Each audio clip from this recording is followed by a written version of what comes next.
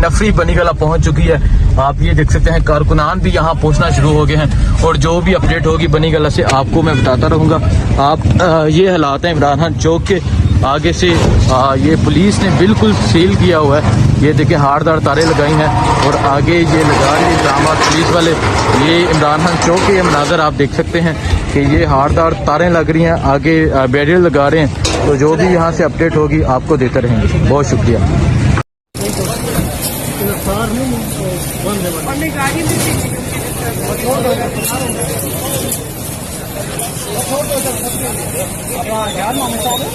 انشاءاللہ knock out انشاءاللہ یہی ہوں گے.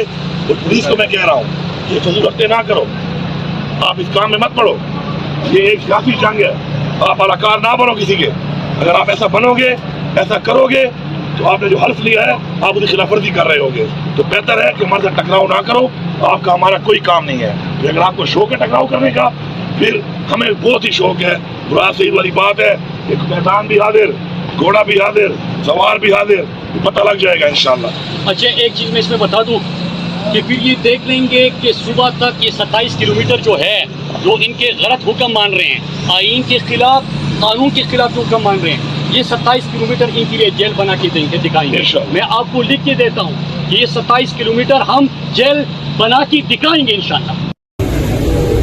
کام کرتے ہیں ویسے نہیں تو آپ کیوں, مطلب یہ تو آپ کا بیٹا بھی بڑی تیاری کے ساتھ آیا ہوا. ایک اور 2000 ہوتے ہیں نا. اچھا, ایک 2000 ہوتے ہیں نا.